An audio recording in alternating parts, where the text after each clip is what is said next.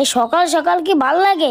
আব্বা আবার কার বিচার করতে ডাকতেছে? এটা কম করেছে আর বিচার আমাকে করতে হবে। আরে হ্যাঁ, আব্বার তো মনে হয় বয়স হয়েছে, বিচার আচার করতে আর পারতেছ না, তাই বিচার আচার আমাকে রাতে দিয়ে দিচ্ছে। মেম্বার, হজে তো গেলাম, হজে যায় খেজুর বাগানে ঢুকলাম। সে খেজুর কি এটা 1.5 কেজি ওজনে, একটা খালাম জানটা পুরো ঠান্ডা হয়ে গেছে।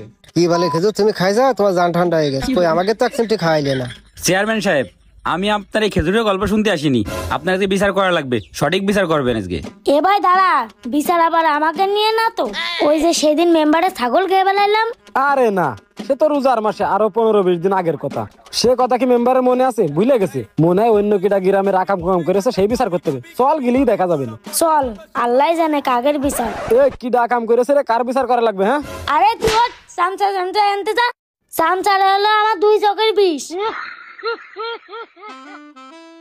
এই তোরা আইছিস তা একটু চুপচাপ আসবি নে? তোর বাপ রয়েছে এখানে বসে, একটু ভদ্রভাবে কথা বলবি নে? কি ভদ্রতার সাথে কথা কব? ঘুমের তো উঠি 12টার সময়, আজকে 10টার সময় উঠা লাগলো। কি ডাই আকাম করেছে ওরে আগে ঠেঙাবো, তারপরে অন্য কথা। বড় ভাই, আব্বা যে সৌদিতে মুগুর নেছে, ওটা না নেছে ভুল কাজ করলাম না, এখন যাই নেসবো। হ্যাঁ যা যা, নিয়ে দিন লাঠিটা নিয়ে। এই দাঁড়া দাঁড়া, এই পাঙ্কু ভয় কেন ভাই? আর কই সে শালা কই আকাম করেছে কিটা ওটার আগে ঠেঙানি? কই কোন দেশে? এই আকাম তো তোরা দুই ভাই করেছি, ঠেঙানি তো তোকে দুজনে দেবো। মিজান, আমার ঘুম কিন্তু 12টায় ভেঙে, সেখানে 10টায় ভেঙে এখানে আইছি। তোর কপালে কিন্তু শনি উঠে গেছে। বুড়ো মরি যে বিশাল যাইরো। মিজান, শুধু আমার আব্বা হজ করে এসে, আমার আব্বা এখন আজি, এই জন্য তোরে কিছু কলাম না। নাই শালা চামচার ঘরে চামচা তোরে ফাড়াই ফেলতাম। আব্বা কিটা কি করে শিগগিরই কও। এই কিডা কি করেছে? তোরা মেম্বারের ট্যাঙাদারি ছাগল চুরি করে আবার মেম্বাররাই বুঝ করে খাওয়াইছিস? কি তোরা? চেয়ারম্যান সাহেব, তুমি আর কটক তাছে ডবল জের ওই দুটো। চেয়ারম্যান সাহেব, ওরা তো শুধু ছাগল খালি হয়তো, ওরা ছাগল একটা কচি বাচ্চা আছে সেটাও খাইছে ওরা। ওদের তো মামলা হওয়া উচিত ওদের নামে। আমি তো চাইলাম এরপর আরো কয়টা বাচ্চা হবে, আমি চেয়ারম্যান ইলেকশন করব। ও এই ব্যাপার, তারা তোমার চেয়ারম্যান ইলেকশন করাচ্ছি। শোনো মেম্বার, আমার ছেলে দুটো ছোট, না হয় একটা ভুল কাজ করে ফেলেছে, তারপর তোমার ট্যাঙাধারীটা রমজান মাসে রান্না করে ওরা খাইছে, তোমারেও খাওয়াইছে, আর এলাকার গরিব মানুষদের একটু বিলাই দিয়েছে। যাই হোক মেম্বার, মন টন খারাপ করে না, আমি তো সৌদিতে 1.5 কেজি ওজনে একটা খেজুর নিয়ে আসি, ওখান থেকে কাটে তোমার ভাবির কাছ থেকে নিয়ে আসি, নিয়ে মনটা ঠান্ডা করে নে। মেম্বার সাহেব, আমি প্রথমেই কইলাম এই চেয়ারম্যানের কাছে বিচার দেখিস হবে না। ওই ছেলে পেলে দুটো যে এরকম যাই রয়েছে, তার চেয়ে বেশি যাই ওর বাপ। এই চামচা, এই কি করছিস তুই? হ্যাঁ, রমজান মাস কিন্তু সামনে আরো আছে, আর ছাগল কিন্তু তোর বাড়িও আছে কই দিলাম। এ ভাই, রমজান মাস লাগে, কুরবানি তো দাদা, কুরবানি দেবো আমরা। চেয়ারম্যান সাহেব, এই দুটো সাবধান করো, তা নাহলে ঈদের আগে তোমার মান সম্মানটা গেল। এবার চামচার মুখ বন্ধ করতে কথা। ওই চামচার পরে কিন্তু আমার পুরনো রাগ রয়েছে, কথা বাড়ালেই কিন্তু ওর এখন আড়াই ঝুলবো, আর এখন বাপ টাপ কিন্তু মানবার না। মন্দির ছেলে বাপ মানবি না? বাপ না বা ওই কথার কথা। চেয়ারম্যান সাহেব, আপনার দুই আপনার সামনে দেখছেন কি করতেছে? আর আপনি যখন অজে গেলেন জ্বালায়, আমি ওই সাদিয়ামের বোন নিয়ে আর স্বামী শাওরিন নিয়ে কক্সবাজার টুরিস্টে গেলাম। এই মিজান, কি করলি তুই?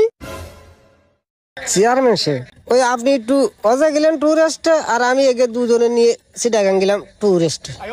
আব্বা এই বাত্তালি বোঝো, তুমি কি চাও অজে, আর তোমার চামচা গেছে ঘুরতি কক্সবাজার, তাহলে তোমাকে দুজনের অবর্তমানে তোমার ওই চেয়ারটাই বসবে কিডা? আমরা। এই জন্যই আমরা দুই ভাই বইলাম বইসে রোজার মাসে প্রত্যেক দিন আমাদের মসজিদে ইফতারি দেয় খিচুড়ি। এই গরমেতে খিচুড়ি আর লোকের কয়দিন খাওয়াবো? সেই জন্য আমরা দুই ভাই মিলে আর আমাদের মামু মিলে মনে করলাম একটা ছাগল জবি করে এলাকার রোজাদারের একটু মাংস খাওয়াবো, কিন্তু কোনো জায়গায় ছাগল খুঁজে পাচ্ছিলাম না। হঠাৎ করে রাস্তা দিয়ে আসতেছি, দেখি মেম্বারের ওই ধাড়ি সামনে। এখন মেম্বারের তো আর খুঁজে পাইনি, কতিও পারিনি, এই জন্য ধাড়ি কান্নে সে জবি করিলাম। ধাড়ির গায়ে তো শুধু হাড়, এখন আর তো লোকের খাওয়ান যায় না, মুরব্বী লোক আছে, কাশেম চা আছে, একে দাঁত তো পড়ে যাবে হাড়ে চাবান দিলি। এই জন্য যে বাচ্চাটা ছিল ওইটাও চালানো দিলাম ছিল হাড় কই, বুঝিছো? এতে আমাদের দোষ কি? তোমার অবর্তনে আমরাই দায়িত্ব পালন করেছি। ও বড় হারামজাদা তোমরা। মেম্বার, এই না হলে আমার ছেলে, আমার ছেলেদের থেকে শেখো, তুমি নাকি আবার চেয়ারম্যানে দাঁড়াবা। চেয়ারম্যান সাহেব, মেলা আশা নিয়ে আইলাম আপনি বিচারটা করবেন, আপনি কিন্তু বিচারটা করলেন না। আমিও কিন্তু একজন জনপ্রতিনিধি, একজন মেম্বার, রানিং মেম্বার, তাও আমিও কিন্তু পরে দেখে নি, মানে আমারও কিন্তু লোকজন আছে। এই আসিফ চল, এখানে কোনো বিচার হবে না। আরে মেম্বার, তোর ছেলের মুসলমানের জন্য একটা গরু রাখিস না, ওইটা সাবধানে রাখিস, নাই ওইটাও কিন্তু বুঝ করে দিবান বলো। দরকার লাগলে 2 সাইডে সিকিউরিটি গার্ড রাখেন, তা না হলে কিন্তু থাকবেন না। বাপ, আমি তো 2 মাস দেশের বাইরে ছিলাম, এই 2 মাসে তোরা অনেক সেবামূলক কাজ করেছিস, আমি বাপ হিসেবে অনেক গর্বিত। আমি চাচ্ছি আমি মরে গেলি আমার অবর্তমানে তোরা চেয়ারম্যানের দায়িত্ব পালন করবি। মিজান, জি চেয়ারম্যান। আমি মরে গেলি আমার অবর্তমানে আমার বড় ছেলেরে চেয়ারম্যানিতে দাঁড় করাই দিবা।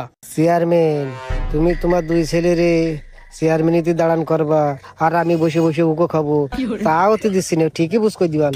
ঠিক আছে, ওরাই তো আগামী দিনের ভবিষ্যৎ। হ্যাঁ, ওকে তো লাইন সাইজ করে দিতে হবে। আচ্ছা ঠিক আছে। আসিফ, চেয়ারম্যান তো ঠিকঠাক বিচার করলো না, বুঝলি?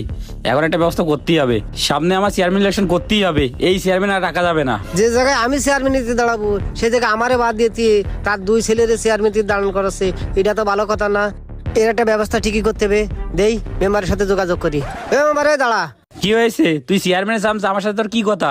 শোনো, চেয়ারম্যানের চামচা তা কি? চেয়ারম্যানের চামচা হলে সবসময় চেয়ারম্যানের সাথে যুক্তি পরামর্শ করা যায় না। হ্যাঁ, কি কবি ক। আমি আবার একটু ব্যাংকে যাচ্ছিলাম কিছু টাকা জমা দিতে। ওরে, তোমার টাকা জমা পরে দিয়ে নি, আগে ফয়সালা করে নি। কসি, চেয়ারম্যান তো তোমার পার্টি দিয়ে দিলে, সে তো তুমি ভালো করে দেখলে। আরো পার্টি দিলে কি জানো? আমি যে আজ 30টা বছর তার পাঁচ ঘুরতেছি, সে আমার আশ্বাস দিয়ে নিয়ে বেড়াইছে সে আমার চেয়ারম্যানের দাঁড়ান করাবে। আজকে তোমার বিচারে আসে ঠিকই তার 2 ছেলের ক্যান্ডিডেট বানাচ্ছে। করছে কি, ওই 2 ছেলে খাইয়ে দিলি, আমাকে তার শত্রু থাকতেছ না। তুমি চেয়ারম্যান, আমি মেম্বার। হ্যাঁ মিজান, তুই ঠিক কথা কইছিস। তুই যদি আমার সাথে থাকিস, ওই দুটোরে খাইয়ে দেওয়া কোনো ব্যাপারই না।